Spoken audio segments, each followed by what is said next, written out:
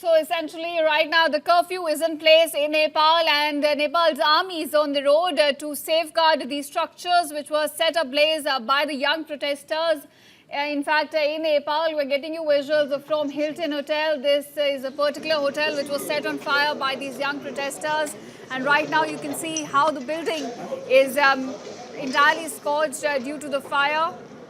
And remember, at the center of this crisis is a movement which was fueled by anger over corruption, political stagnation and recent censorship efforts, including a now revoked social media ban. So these protests soon escalated into countrywide violent demonstrations in which coordinated attacks on government buildings, party offices and symbols of authority followed. And right now we're getting you visuals of how these attacks took place and what is the aftermath of those attacks. These are visuals from the business center in Nepal. You can see how the buildings has been entirely scorched. In fact, we also have a ground report showing you how the Hilton Hotel was set ablaze by the protesters and what it looks like right now. Let's take a look. इस वक्त हमारी मौजूदगी काठमांडू में है और काठमांडू में कैसा उपद्रव हुआ कल वो पूरी दुनिया ने देखा। सरकारी संपत्तियों को तो आग के हवाले किया गया, लेकिन जिन नेताओं ने अपने पद पर रहते हुए वो प्राइवेट प्रॉपर्टीज बनाई उनको भी जनता ने नहीं बख्शा। और हम इस इलाके में जहां पर खड़े हैं ये हिल्टन होटल है।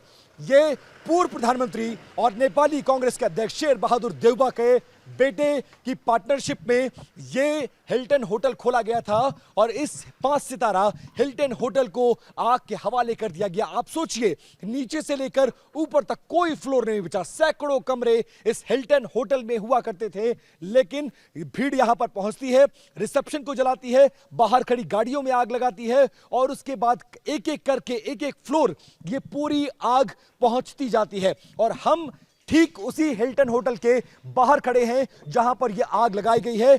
सैकड़ों की संख्या में जो टूरिस्ट होते हैं, जो लोकल्स होते हैं, वो इस होटल में रुके हुए थे।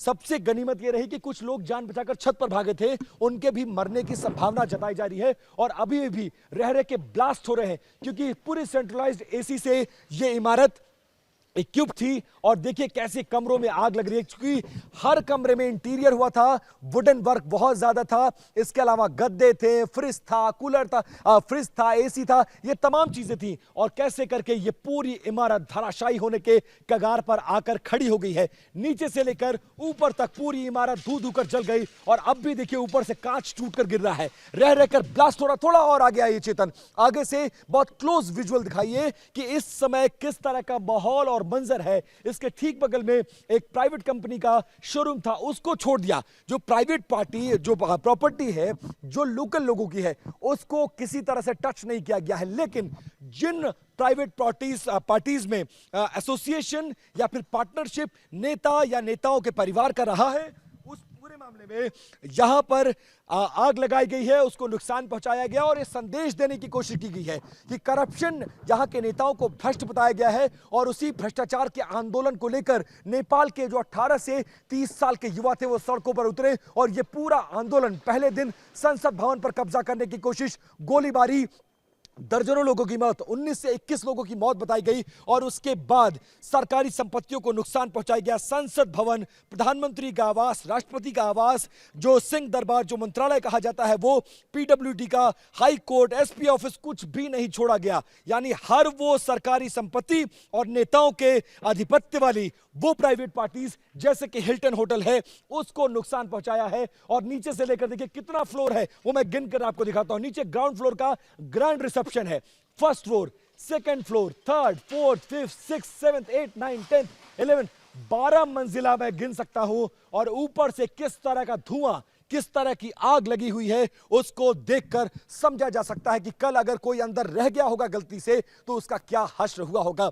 जैसे तैसे होटल में काम करने वाले सैकड़ों की संख्या में जो हॉस्पिटैलिटी के लोग थे, जो मार्केटिंग के लोग थे, जो रिसेप्शन पे थे, जितने मैनेजमेंट के लोग थे, वो भागकर जान बचाए हैं और भीड़ अंदर घुसती गई। एक एक फ्लोर को आग के हवाले किया गया और पूरा होटल धू धू कर जलता गया। लगभग 24 घंटे से ज्यादा का वक्त होने को आया है, लेकिन आग बुझी नहीं है। उस कोने से लेकर इस कोने तक आप धूल, धुआं, गुबार और आग का गोला बने इस बिल्डिंग को देख सकते हैं। और आग बुझाने की भी बहुत ज्यादा कोशिश नहीं हो सकती है क्योंकि पूरा शहर जल रहा है। कहां कहां तक फायर ब्रिगेड को पहुंचाया जाए और इस बिल्डिंग को बचाने तक कोई नहीं आया, क्योंकि इस बिल्डिंग का एसोसिएशन शेर बहादुर देवबा और उनके बेटे का माना जा रहा था और इसीलिए इस प्राइवेट प्रॉपर्टी को इंटेंशनली भीड़ ने आग के हवाले कर दिया गया और यह पूरी प्रॉपर्टी जलकर खाक हो गई है।